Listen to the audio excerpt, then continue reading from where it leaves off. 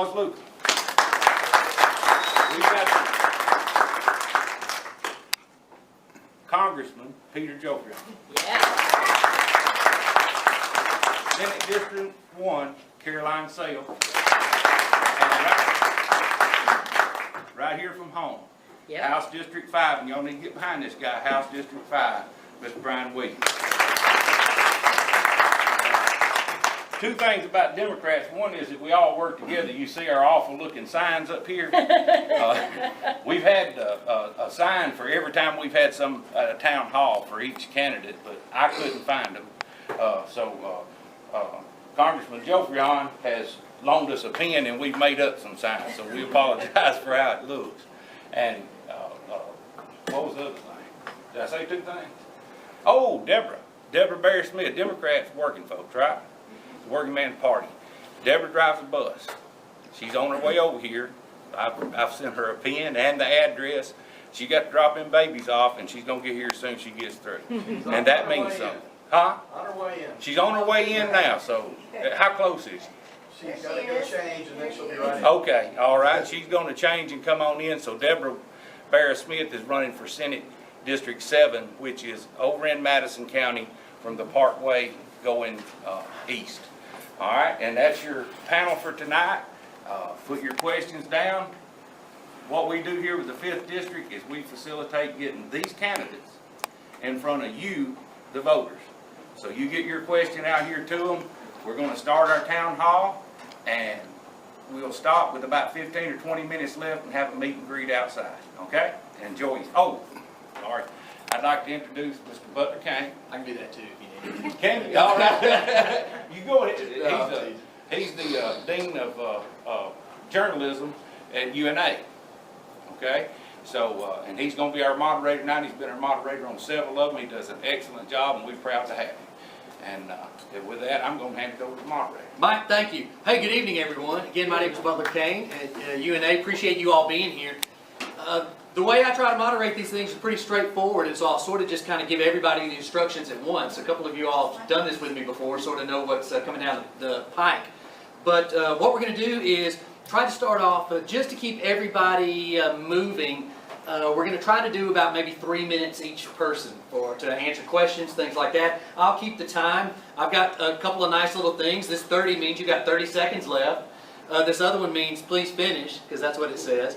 I decided to make it nicer than wrap up, the one I've been using. So there's that. But we've got enough time that we can we can move around just a little bit. For those of you who are going to write questions or get them in, I've got some here for you already. I'm going to try to get the questions that are certainly relevant to everybody who's on the panel. And so forgive me from the outset if we don't quite get around to your question. But again, as Mike said, we're going to have some time at the end so that you can meet the candidates, have maybe a little more one-on-one, and maybe you might get to ask your question there if we didn't get to it up here. With that, I'm going to try to also make sure that everybody gets to start first, at least once or twice, as the questions come down the way. And so what we'll begin with is, Brian, I think I'll start with you, and we'll work this way if it's okay with you all. And let's start off with an initial 3 minutes just to introduce yourself, tell everybody who you are, why you're running, anything you would like for them to know about you, and then we'll get through everyone and we'll start the questions. Good afternoon. My name is Brian Williams. I've been living in Limestone County for about 26 years now. The reason why I feel I deserve your vote is because I believe I have a heart for the people. I care about people to the point where I want to make sure the people are represented this election. I believe the incumbent that we have in office now has an agenda that is not specifically for Limestone County, and I want to make sure that Limestone County is represented. When I came to this position, it was short notice because I was wanting to just get involved, just like many of you are out today getting involved. I wanted to just get out there and show my face and help out. But when I saw that this position was going unopposed, meaning he was going to walk right into office, I decided to do more. And we're asking you guys to come out and actually get involved and do as much as you can to support us, because we definitely need your support. And we definitely would definitely honor your support to help us out through this next election. I'm looking forward to being your next representative. I fight hard for you guys. I definitely will represent you proudly. I've represented in the United States Marine Corps. I represented you there, but I would definitely represent you here in Limestone County well. Thank you. Caroline, go ahead. Brian, thank you. Hi, I'm Caroline Self, and with your help, I will be your next senator for District 1. And I get asked all the time where District 1 is, and if you've ever heard of gerrymandering, that kind of describes my district. It's parts of Lauderdale, Limestone, and Madison counties, but it doesn't make sense in any way. So that's one reason that I hope to be elected, to try to fix that, so we have districts that actually make sense for the people that they represent. Because when you have a district like mine, it's very difficult for parts of North Huntsville and the Shoals to be represented by the same person, especially when they're very small parts of each area. A little bit about me. I am born and raised in Florence, and I went away to school and spent many years working in government and in the entertainment industry. I worked in the Clinton White House. I was special assistant to the director of presidential scheduling. And recently, I've executive produced reality TV shows. So back in 2016, I was executive producer on The Real Housewives of New Jersey. So I definitely know how to deal with people in Montgomery. And I realized that I was at a crossroads. I could keep doing what I was doing, which was great and fun, and or I could stop everything and do what was important, and that was to go to the place in this country that means the most to me, which is North Alabama, my home, and to try to do what I could to make a difference, because I feel that we are losing the American dream for our kids. The America I grew up in is not the America I see today. So I came home hoping to make a difference in whatever way I could.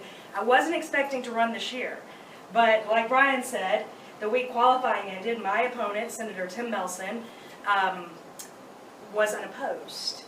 And the stakes were too high for that, because when you look at the state of Alabama, we are near the bottom in every measure of quality of life. Yep. And the legislature acts like everything's fine. I know my state senator, his big project is this $45 million ag center he can't explain in Lauderdale County that he's taken away tax dollars for. And that's what he's focused on, taking money away from our schools. Our schools need money. We need to fix health care. We need to make sure the American dream is alive and that we have good jobs where people can stay here when they grow up. So I don't think everything's fine like my opponent does, and I'm running to try to do something about that. So thank you all for being here, and I look forward to your questions. Peter. Good evening, everyone. It's good to be here with you tonight. I'm Peter Geoffrion. I'm from Huntsville, Alabama, and running as the Democratic nominee for Congress in the 5th District, which, as most of you know, runs from Mississippi to Georgia, all across literally the top of North Alabama. I want to start off by telling you a little story about something that happened this afternoon that kind of illustrates what a lot of this race is about. One of my volunteers was leaving for lunch, and her battery was dead in her car. So I went out there to help her and got jumper cables out, and we couldn't get it started. It was a really dead battery. So I went to the auto parts store and got a battery and came back and exchanged it out for her. And I don't tell you that to say that, oh, what a great thing that you did, but to illustrate that that's who we are as Southerners. That's what we do for each other. It doesn't matter whether we're Democrat or Republican or Christian, Jew or Muslim. When somebody is in need in the South, people respond. And without regard to party affiliation or station in life, except when it comes to politics. And when it comes to politics, this is what we do to each other. We beat each other up. And I didn't really get this in a bar fight. I unfortunately had a close encounter with my bathroom sink 2 nights ago in the middle of the night. And I'm a little bit of a klutz, but I'll get over that. But it illustrates the point that we have become so divided over governing and politics. And one of the reasons we are is because we don't listen to each other anymore. We like to stay in our silos and kind of poke at the other side and point fingers about what's wrong and what they're responsible for, without realizing that we all have accountability. We all have a responsibility to sit down at the table with each other, particularly with those people with whom we disagree. and to listen to them. Now, right now, you have a representative who does not do that at all. He will not listen to you. He does not care about the issues that are important to you. But if we're ever going to make progress, if we're ever going to adopt legislation that is sustainable, it has to be a collaborative, bipartisan effort.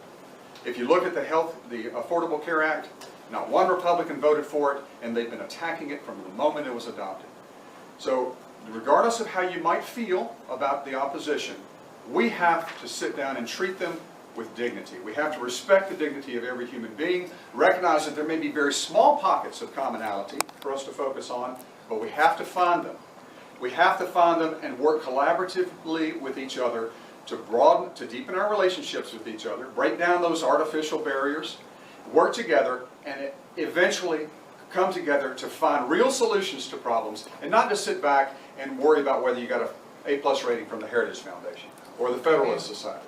Really focus on what you want, because you are what we're here for. We represent you. That's what a representative does. So I ask for your support in November, and I appreciate the opportunity to be here tonight. Thank you. All right, y'all are gonna have to excuse me. I like to walk around, so I'll try to keep that to a minimum. I'm Amy Wasaluka. I'm your Democratic nominee for Alabama State Senate District 2. And the reason that I'm running, much like a lot of my other colleagues up here, is because I know what's at stake. Something a little bit unique about me is that I have lived what's at stake. I am, in a nutshell, a half-deaf adopted childhood cancer survivor and the daughter of 2 public school educators. So I know what healthcare was like when you are blessed to have good coverage. And I know what healthcare would be like for your children should they age out without protections for people with pre-existing conditions. I've seen what our teachers go through when they teach in public schools. I've seen the requirements put on them, and I've seen a legislature which ignores the fact that they do not get raises to keep up with the rising standard of living, and which, when they begrudgingly do give our teachers raises, they cancel that out by raising their health insurance. I am a small business owner. I'm a lawyer here in town. I'm actually an appellate lawyer, which, for those of you who don't know what that is, I am basically a dorky lawyer. I write big briefs, and I cannot lie. But the good thing about that is I also know what it's like to manage a small business. And luckily with my small business, a lot of what it requires is a reading and analysis of both case law and legislation. And when I have legislation which comes before me in a case, I have to analyze it and say, what did our legislature intend when they drafted it? How did they want it to function? Is it functioning the way that it's supposed to be functioning? And if it's not, how can we tell from surrounding documentation? So I know how to read and interpret legislation. And right now we have a bunch of legislators in Montgomery who do not do that for themselves. They rely on lobbyists to tell them what laws mean, and they rely on lobbyists to tell them, or basically to draft it for them. We have had legislators in my state Senate seat who do that very thing, and it has resulted in laws which do not do what they promised to do for the constituents. So I want to change that. And I also want to make sure that all of the constituents in my district, in District 2, have access to the things that I know they need. Good health care, good public education, and a legislature that will support our local and small business. So I look forward to representing all of you who are in District 2. I hope for your vote in November, and I look forward to all your questions. Hey, thank you. Deborah, you came just in time. We're going to give you the spot on the table right here. How are you? You get them babies dropped off? Yes, I did, and I flew down the highway. Deborah, we'll give you just a moment to get settled in. We are just now finishing our initial opening statement. We gave everybody about 3 minutes just to say hello, introduce yourself, talk about a couple of the issues important to you, and if you're ready to do it, we'll let you jump on in. Have at it. I'm always ready. Good evening, everyone. I'm humbled to be here and to be amongst, let me say this, we have the best slate of candidates in the state of Alabama than ever. And I'm just so happy to be a I'm sorry for my lateness. I try to be on time. I'm a member of the working class. I mean, you know, I'm that 40% that's working but not enough to be middle class. I'm the one that's marginalized and I'm pissed off, if I can say that. Okay, so I left South Huntsville at 5:15. And I didn't even stop to change and do full face makeup. I came straight here and looked like a bum when I was so embarrassed to walk past you all. Okay, that's a whole minute gone right there. I am Deborah Barrows. I am running for Alabama State Senate District 7. I'm doing it because I'm tired. I've been an advocate for years. When my contract ended, due to budget cuts, I was making good money. I was still an advocate. I was a journalist for 20 and a half years. I crossed over to the dark side where I became a /victimologist, criminologist. So I've always been interested in the law. And the one thing on my bucket list I didn't do was go to law school, which is not too late. However, being an advocate, fighting, everything in my life that was ever worth having, I've had to fight for. Starting with a child who was one of those that was sexually molested by her stepfather for 5 years before anybody found out. I had to fight through that. And I fought all the way up. In January, I'll be 60. I'm still fighting. But now I'm fighting for you. I'm fighting for my 96-year-old grandmother. I'm fighting for my grandson. I'm fighting for all of those that don't have a voice or have not found their voice. That is my job, to be your voice. And I tell people whenever I speak that my story is your story is my story. I am we the people, you are we the people. Our voice and our vote is our power, and we've got to learn how to stand up and speak up. Now, someone asked me, was I afraid? Because I've just recently put together a security team because I've been called coon, a liberal nutcase, a Trump hater. I mean, now no one has physically threatened me, but people are crazy. And I have a mouth. And I'm not afraid to use it, and I'm going to call you out. I don't care who you are, if you mamby-pamby. But then as I tell my voters, my supporters, that means if I get in there and get mamby-pamby, then you need to hold me accountable. But I am the voice of the people. I am we the people because I'm not a career politician, and I'm the one that you want to speak for you, because the only agenda I have is to get to Montgomery and shake some things up. Like I heard Amy say about our legislators. They don't read the bills, they get them and they do the backroom shenanigans and then they vote for it. But if you ask them what was in the bill, they can't tell you. Okay? Laura Hall is a state representative, and she told me not long ago there's many nights she doesn't sleep because she's up reading the bills. I told her I'm going to be sitting right next to you because working on a PhD, I love research, I love writing. So I like to know statistics, and I like to ask questions as a former journalist: who, what, where, when, and how. And if you can't answer those questions, then we got a problem. And I don't care if it means I have to be a Maxine Waters and hold the house down, then that's what it would be. But the point is, I want to represent the people. Finally, one of the things that I will do, because so many things happens that we don't know. When I went through the primary June 5th, I got hit with gerrymandering hard. Why didn't we know that they had just, I think I was told in December, changed the lines? Why didn't we know that? Why aren't our voters being educated? So with that being said, I plan to keep transparency. The best way to do it is get in the media. Ask Donald Trump about that. I love social media, and I have no problems with doing the media, coming up there saying, okay, everybody, this is the bill to pass, this is why it's not good, write your people. You know, so that's why I'm running, because I want to use the mouth that I have to be the voice for the voiceless and the voice for those that have not found their voice yet. And again, I apologize for being late. Thank you. Deborah, thank you. So we're going to go ahead and start off with some questions, and the first one's actually going to come from me. It's pretty easy, but I think it's quite important. And Brian, we'll go ahead and start with you, and then we'll just work our way down from there. And again, I'll give you all about 3 minutes. I'll give you the time, and that should be plenty of time for you.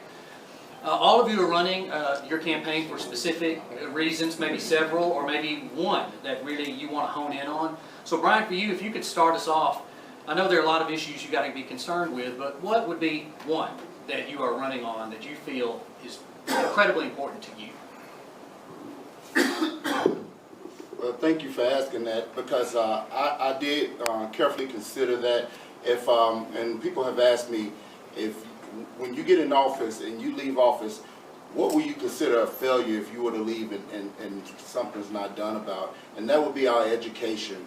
I believe our education is the root to all of our issues, because we got in this situation due to the lack of our education system, and proper education would allow us to get out of a lot of the situations. So I believe helping our younger people get into school, get in the pre-K system, helping our children be able to advance into college a lot easier, bringing the education lottery in to help boost the income base for our teaching system, I believe is the root to a lot of Alabama's problems. And I want to make sure by the end of my term, that way I would consider that a failure if I'm not successful in helping push that agenda at the end of my term if I'm elected for you.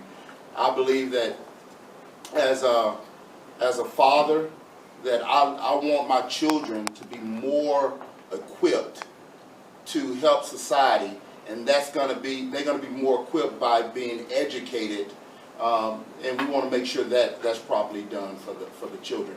I also believe that they are, even though they're only 25% of my constituents, I know that they are 100% of our future. So I definitely want to make sure that they're properly equipped.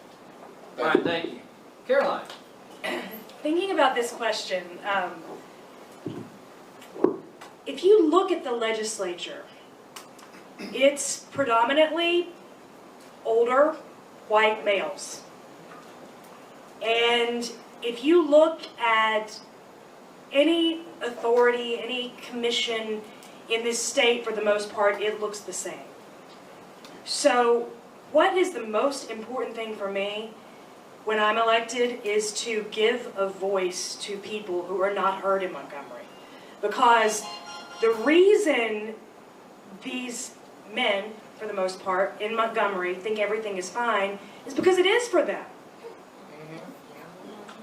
Because they don't look like this room. And until the legislature looks like this room, we're not going to have legislation that gets us off the bottom. Because they're only hearing one viewpoint. An example of this, I mentioned the Lauderdale County Ag Authority earlier. We've had a couple of meetings. They're public meetings, of course, but no one had gone to them before because they were hidden on the Secretary of State's site and nobody really announced them. The past two, we've gone to them. The first one, we had 70 people there, 30 people there. Nancy was there, Megan was there. And you look up at this panel, and there were 7 older white men. And they loved to make us shut up, for lack of a better word. And the reason is because that's the way things have been done here forever. So, just like what we're doing with this Ag Authority, by speaking up, even though they're saying shut up, we are changing things. And that's how it starts, because we have got to change the makeup of the legislature so that the voices of more Alabamians are heard. Because until the legislature actually represents all Alabamians, we're stuck at the bottom. Caroline, thank you.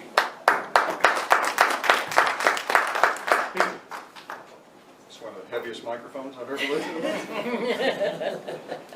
The number one issue across North Alabama, and maybe across Alabama and the nation right now, is health care. As I travel across the district, it has overtaken jobs in the economy as number one. Your current representative has voted over 60 times to repeal the Affordable Care Act.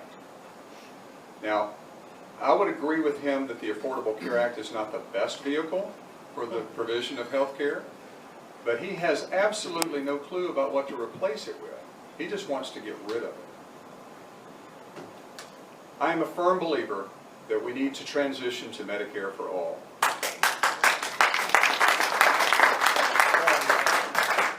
Now, we will not do that if Republicans retain control of Congress. In fact, if they do, then the Affordable Care Act is in even more jeopardy than it is right now.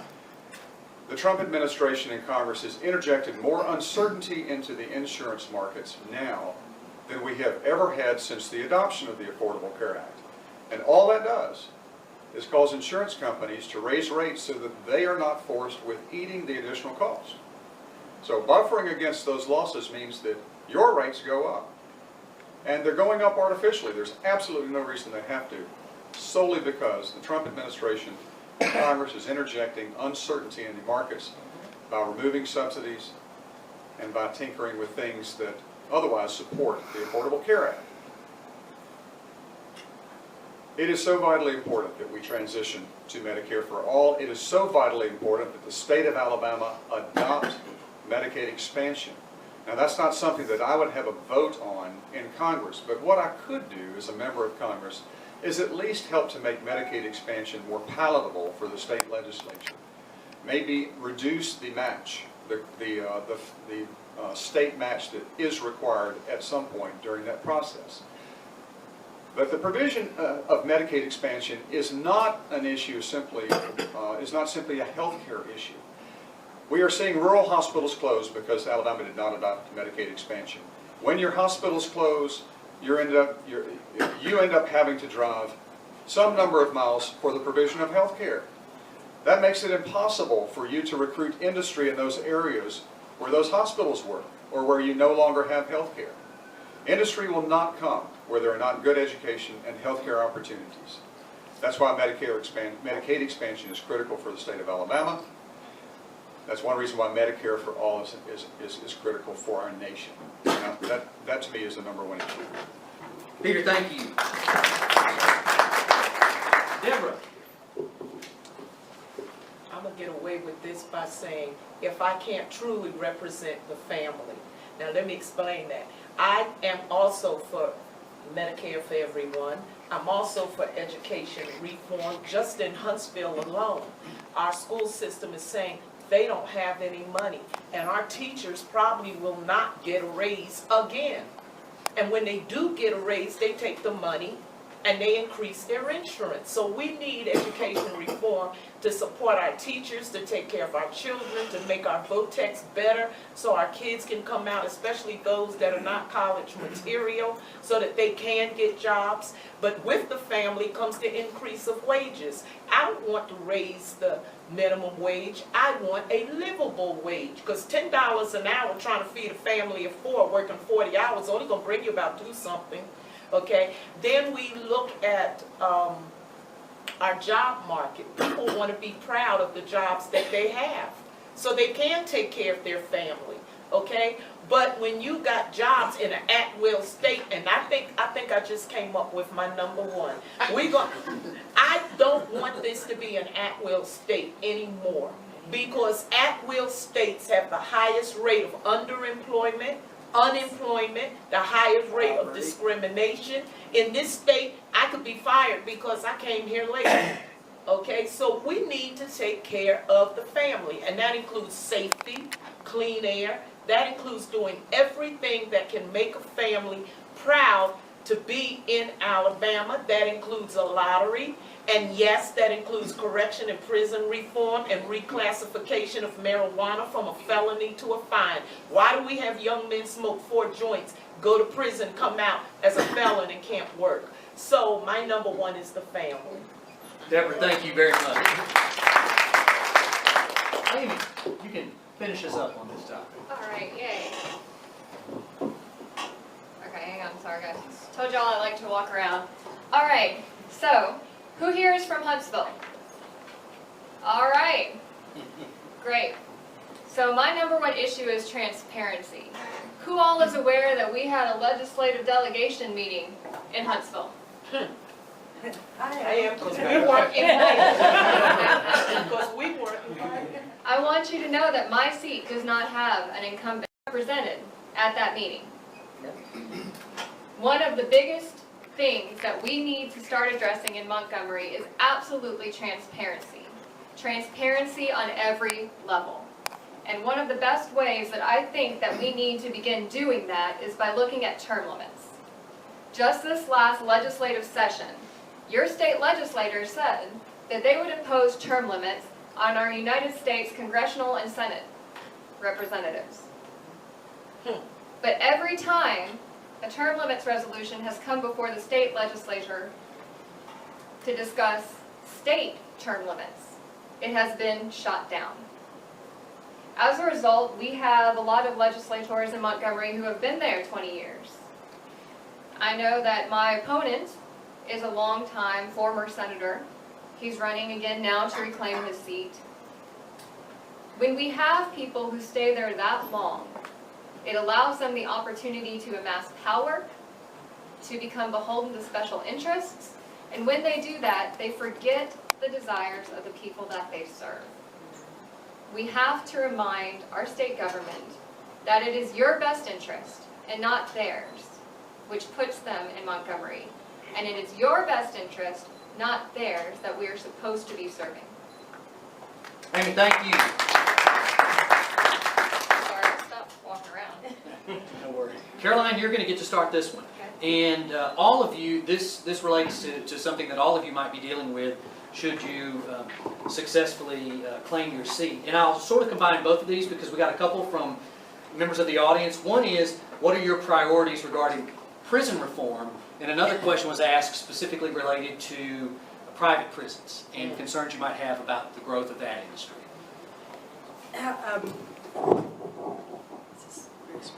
I think the number one thing for me as far as prison reform is that we have to stop treating mental health issues in our prisons. Our mental health care system in this state is abysmal, for lack of a better word. And I believe I've heard 50% of people in Alabama prisons are actually have some form of mental illness that could be treated elsewhere. I think that's just wrong. Let's treat people who are sick and not imprison them. Along with that, I think that, along with what Deborah was saying, we need to work on decriminalizing marijuana. The fact that we have felons who are in prison for smoking joints is beyond me.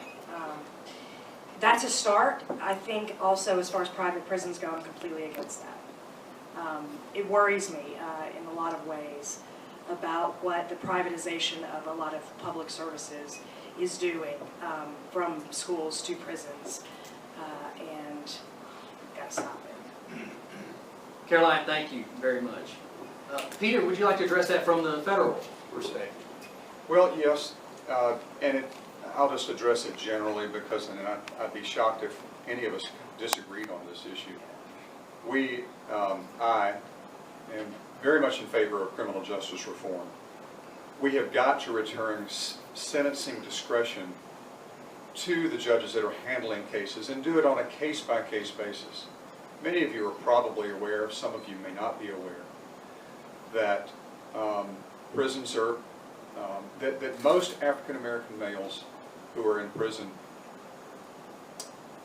end up staying there for such significant periods of time that they are robbed of the opportunity to not only develop a meaningful and sustainable job, but when they get out, there's just really no effective way to reintegrate into society.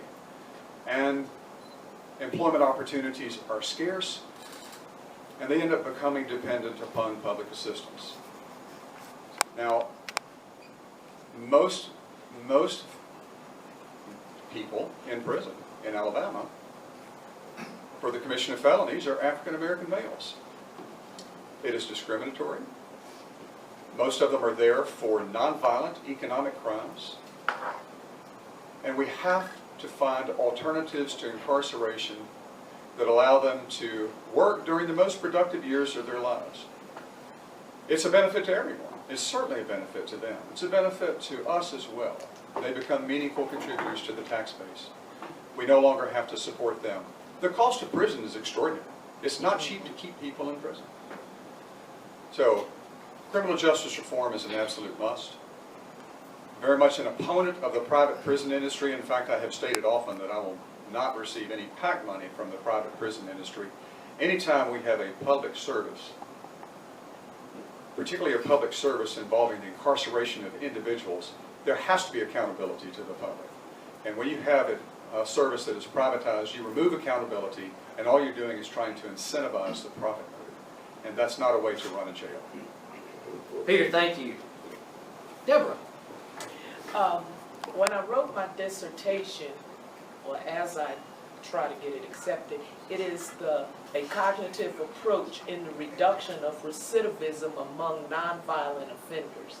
Now what that means is basically we need to come up with other ways of reducing repeat offenses. When you look at prisons, prisons are big money, private prisons are even bigger. We need to, number one, when we address criminal justice and correctional reform, we need to address restorative acts in our schools so that we can stop the school to prison pipeline. So what I would like to see is that we repeal direct file. Now most people ask me, what does that mean? Stop sending our children to adult prisons. We need to come up with another solution. Yes, you got some kids out here that kill, but they don't need to be in adult prison where they have a high rate of suicide, a high rate of depression, etc. Then, as I said, reclassification of marijuana from a felony to a fine. That just doesn't make sense to me, especially when you have overcrowded prisons. Now, one thing that I do disagree with my friend and colleague here is that they get on the system. Now the system asks you the question, are you a felon? You can't get housing. They don't want to put you on. If there's a welfare system or food stamps, they're going to ask you. They're getting to the point now of asking people that question. If you say yes, you lose out. It's time that we start asking them, what is it that you need when you come out? And that's what I mean by a cognitive approach, because we have to find out what it is that we need to do to keep them out. Now, are we going to keep everybody from repeat offenses? No. But if we just get a few of them and keep them out and let them have families, I'm a proponent of more community corrections that gets them working in the community, having programs and coming up with tax. If you want businesses to earn tax breaks, one of my things is hire some of our post-release offenders, train them and hire them. Give them money so they can get their families back, so they can have jobs and they can live. And guess what? A lot of them, maybe not all of them, but a lot of them will not go back to prison. So I don't support prisons as big money, and it is, and I don't support privatization of prisons. I'm so tired, I'm sorry. But I do support criminal justice and correctional reforms, and it has to be an integrative approach. There is no one fix for all. Deborah, thank you. Amy? Try to do this without walking. First of all, I do not support private prisons. The research that I've read suggests that when we have private prisons, that incentivizes those prisons to keep inmates in prison, to find infractions that make them stay within the prison system longer, because it does become about profit rather than about rehabilitating the people who go there. The most important thing that I think we miss a lot of times when we talk about prison reform, and there's a lot of talk about how our jails are overcrowded and how they're old and dilapidated, but I haven't seen a lot of attention paid to the fact that we are not addressing why we are sending so many people to jail in the first place. Alabama sends more people to jail than the surrounding states, and that needs to change, and we need to be asking ourselves why. And I think a major proponent of why that is happening in our state is because we are in dire need of sentencing reform. There is no reason why you have a non-violent, first-time, low-level drug offense and make that a felony. So we need to start looking very seriously at our sentencing reform and try to reduce the number of people that we are sending to prison in the first place.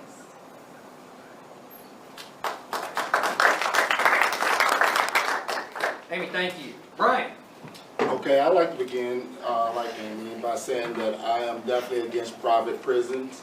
And they stated exactly why, because it's prison for profit. But I want to say that I believe it's to help our prison situation, it comes back to education. It's no secret that our prisons, like she said, we're imprisoning more people than our surrounding states. But it comes back to education because we're also at the bottom as far as education. And it's no secret that our prisons are being created for our population at an early age. They're building prisons on children reaching the 3rd grade.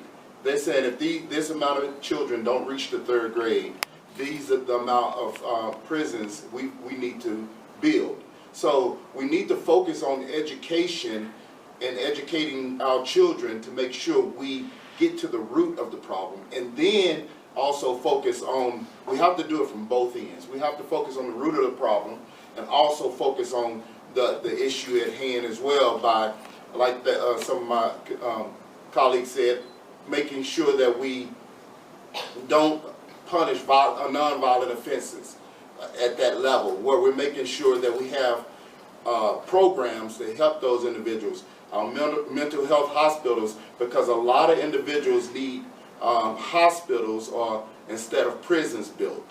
I think that's going to help the economy as well, because we're spending taxes on both ends. We're pulling a person out of the society that can be a taxpayer, and then we're paying taxes on those individuals. So I think it'll help us both ways, but we definitely got to make sure we're working on the front end and helping with education while we're helping on the back end and helping those prisoners as they come out, because we'll be basically going against our own efforts if we're not focused on the root of the problem and only dealing with the fruit of the problem. Brian, thank you very much. This next question, Peter, you'll get to start this one. And this is not a specific issue question, it is a campaign-related question. And so, a question from the audience is making a point that getting voters to recognize that sometimes they might have been voting against their own self-interests for many years is very difficult for any campaign. And how is your campaign trying to address that issue and frame that issue? It's a very good question. And it's a critical question for all candidates, especially candidates running as Democrats in a red area.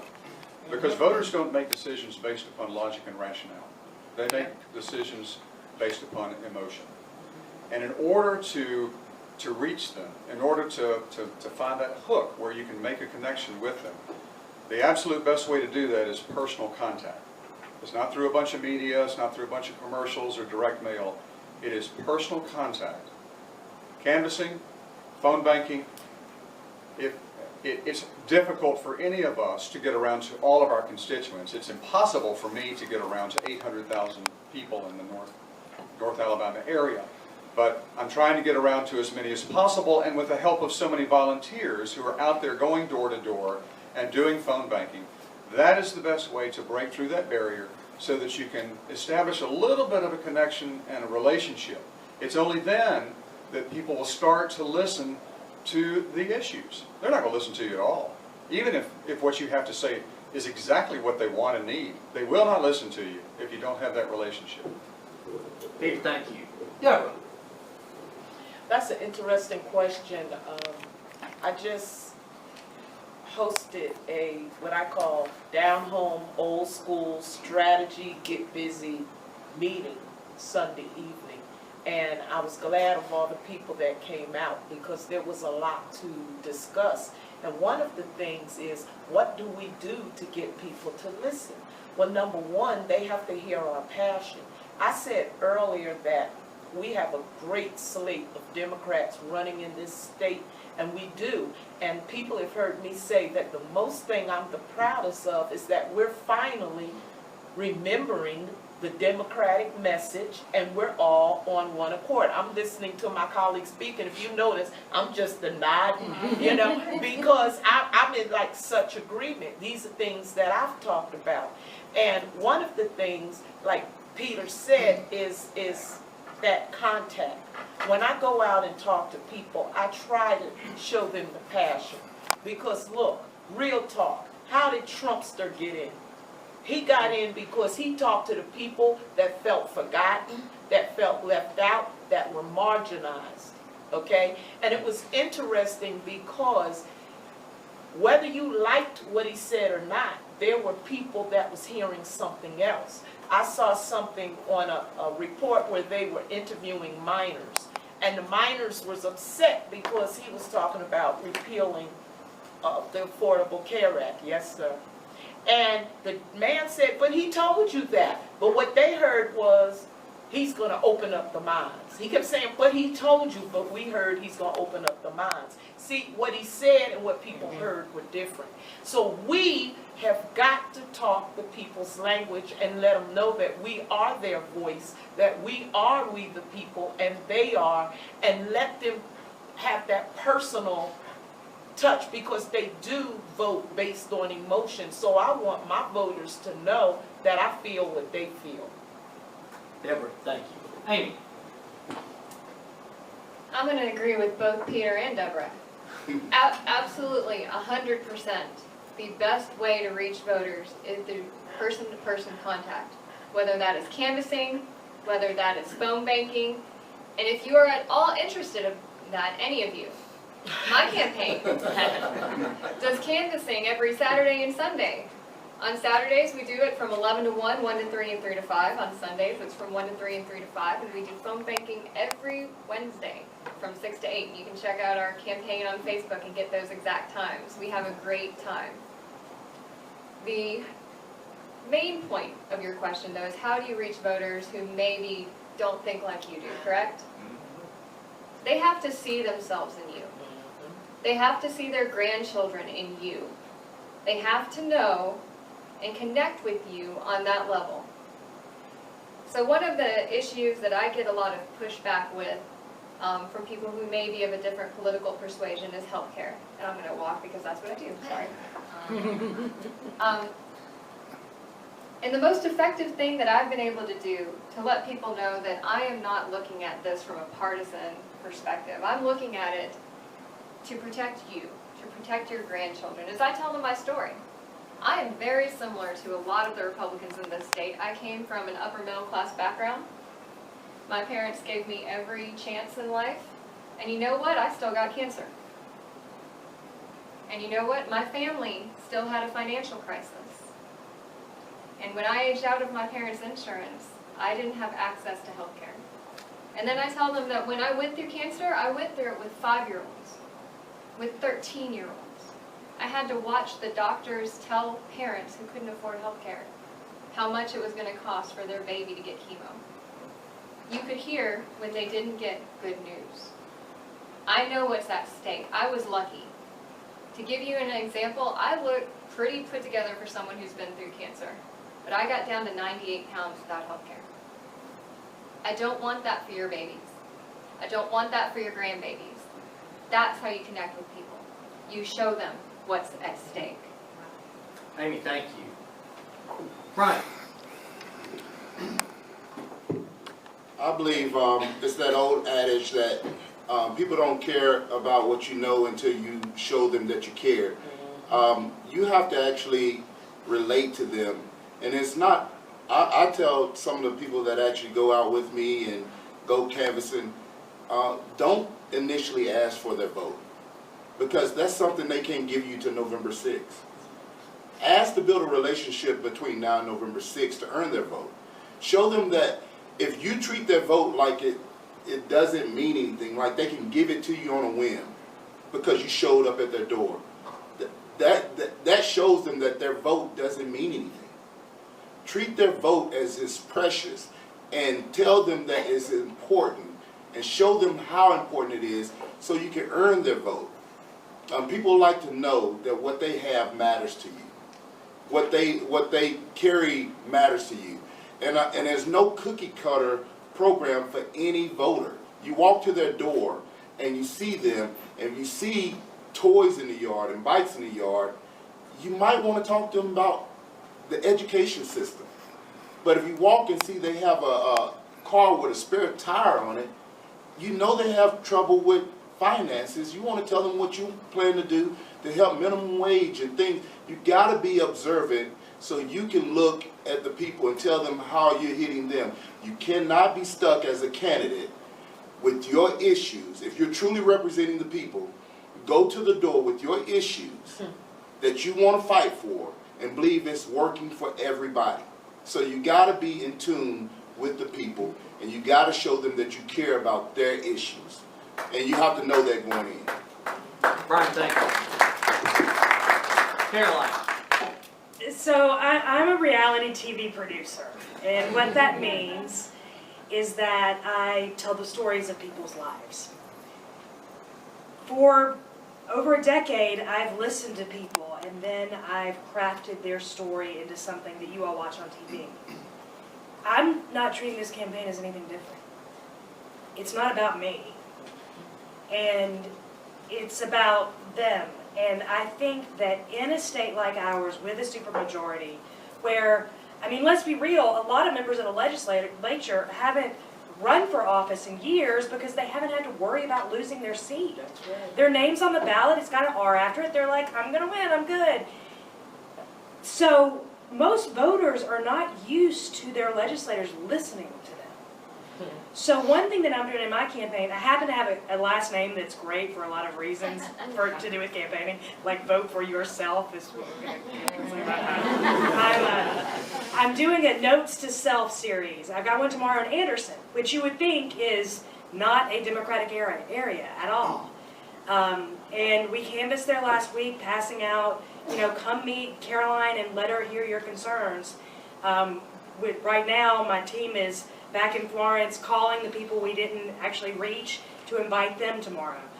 There may be 5 people who show up, but it's saying, hey, I'm going to be there, I want to hear what's going on with you. And these have been so helpful to me so far because I'm learning about issues that I didn't think about. And a lot of them are very, very local issues that our legislature can have a good deal of influence over. Like a lot of parts of my district, there's no internet. How can we succeed in a digital economy if our students have Chromebooks they can't use at home? We are setting our kids up for failure because we don't have technology. So until we listen to the constituents and find out what the real problems are and then do something to fix them, our legislature is not working for the people. So I'm trying to ask questions and listen as much as I can. Because at the end of the day, it's not going to be about me, it's about them, and it's about me representing them. Caroline, thank you. Deborah, you get to start this one. And we do have a question that I would like to ask, and it relates to the environment, particularly here in Alabama and the Alabama Department of Environmental Management, issues with pollution. If you are at the state legislature level, what would you do to maintain our laws, strengthen our laws, and potentially come up with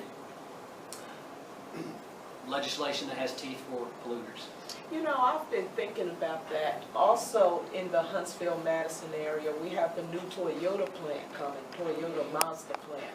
And there has been issues where there is a group that is suing the city of Huntsville because, I forgot the name of the fish, I have never heard of them before, it has a unique name, but they're dying. And they're saying that they should have taken more care, for the environment for that area. And I got to thinking about that. When we bring businesses into Alabama, we're quick to give them tax breaks. They bring most of their people in, don't train and hire most of ours. We give them like these big box companies don't have to pay state taxes. How many people here have to pay state taxes? Okay, but the companies you go to, CVS, Walmart, those places don't, okay? And then we don't require them to take care of the environment. That's a problem. We need a greener and a cleaner, greener Alabama. We need to utilize solar, water, wind. I love to travel, and I forgot what state I was in, but I drove for miles down this highway, and all I saw, I thought it was so beautiful, just hundreds of the white windmills. And I thought they were so beautiful, and I said, wow, you know, these people are saving money. I like what this state is doing. We need to watch our water, toxins. How about out there in Triana and some of the other places where the water has been contaminated in the past and it's still in the dirt? We should not be afraid to raise our children anywhere in Alabama, and it is a beautiful state. Why do we have high utilities? There are ways that we can, and I would plan to come up with a bill by first meeting with professionals in the fields, families in the fields, not in the field, family, professionals, and other people, and come up with a plan that can better everybody, because Alabama is a beautiful state, but we should not be eating and drinking and being afraid that we're going to get cancer or get sick or other illnesses and allergies, which makes me also wonder if that's the reason we're a state with the highest percentage of autism. We need to look at these things. So that's what I would do. I would pull a team together, research it, and come up with a plan and present it before the legislature. Deborah, thank you. Amy?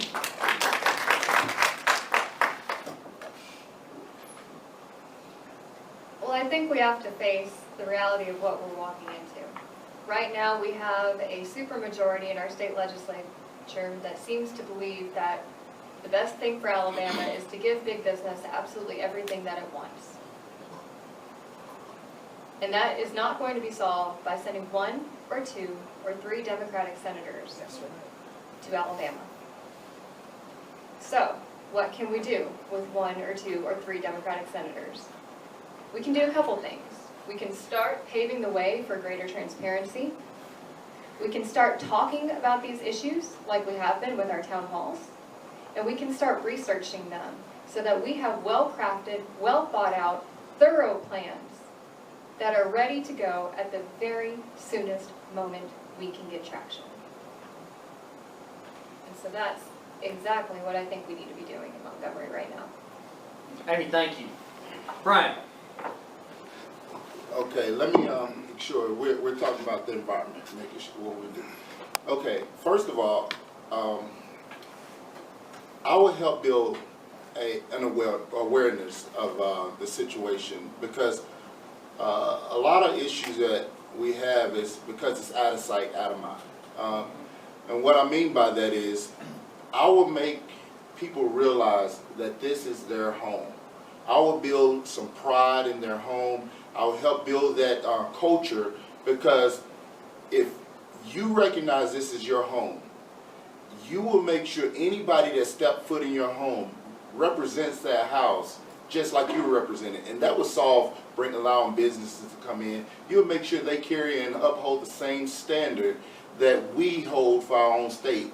But if you have legislators in office that don't care about the environment, that don't care about this state, truly care about it, we wouldn't care as long as we're getting one end of the spectrum. Maybe giving us funds. We don't care how they come in and desecrate our communities or our environment. So we want to make sure we build awareness for that, and I believe we can solve that problem. Again, that comes down to simple education, educating our people about the issues, because there's a lot of people out there that will pick up a bottle, pick up a piece of trash, if only they knew that it's a big enough issue and it's actually going on. We take for granted that everybody cares the way I care. Everybody's passionate as much as we are about these problems. So if they're not aware, we have to make them aware. We have to get them involved. We have to build that culture and that passion and that self-awareness that we need to have. And I believe that'll solve a lot of our problems. Brian, thank you. Caroline? have lived all across this country, from California to New York, DC. Where else have I lived? I've lived a lot of places.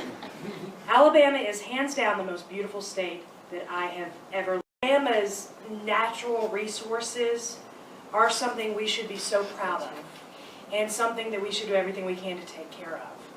When you look at the legislature now, water quality enforcement has been zeroed out by the Republican legislature.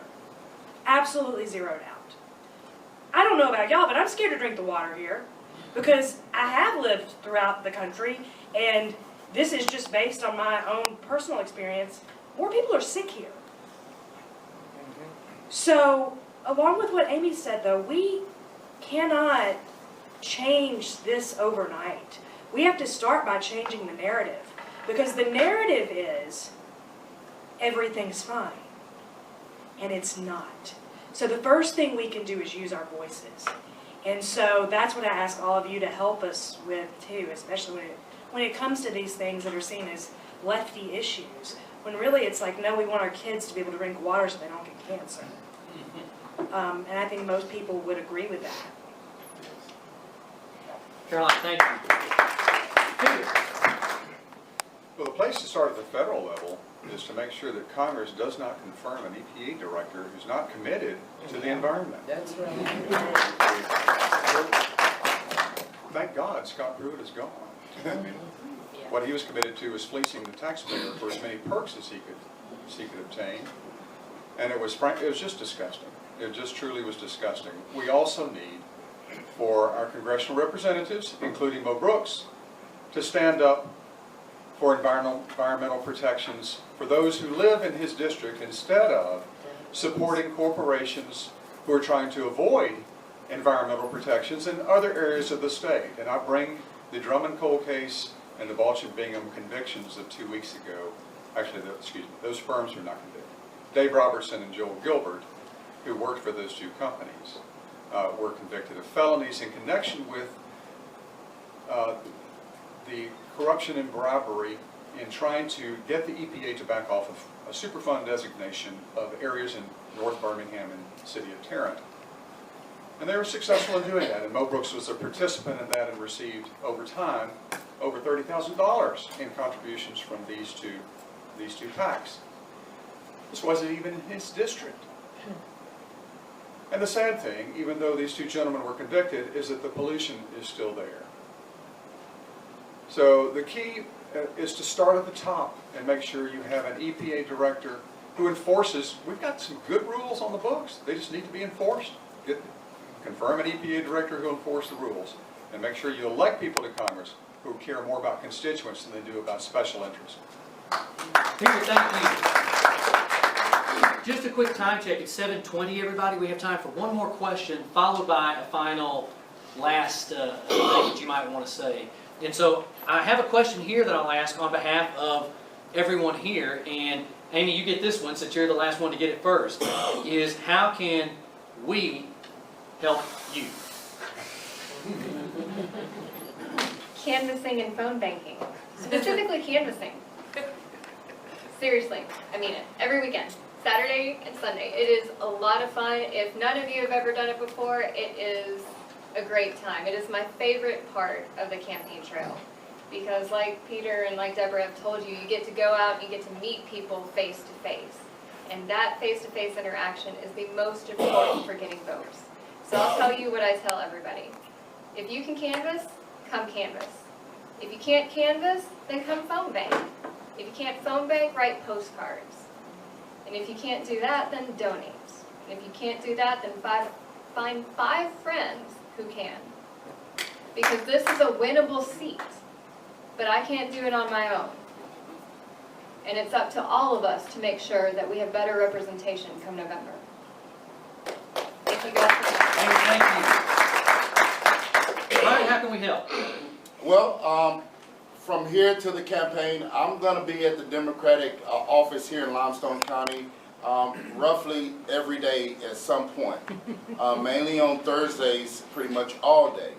How you can help is actually come out and meet me. If you haven't met me, come out and meet me because I'm not gonna ask you for something blindly. I would like you to come out, learn what I'm about, and I believe that we can get behind each other, support each other, and I would like you guys to come out and actually visit so we can actually, because things change. At one point, I need funds. Another time, I need canvassers. But the campaign dictates. So if we don't build a relationship between now and November 6th, you may think that you're assisting, but you may be assisting somewhere that Joan is assisting very well at, and that ain't the need at that time. So I would prefer you build a relationship with me, because after this campaign is over, that relationship is what's going to carry us through that term of that election, and that's how I'm going to be able to determine what you need 2 years from now, because of the relationship we build from now until then. So I look forward to meeting you guys if I haven't met you, and again, I look forward to representing you if I earn your vote. So thank you guys, and that's how you can help me best. Brian, thank you.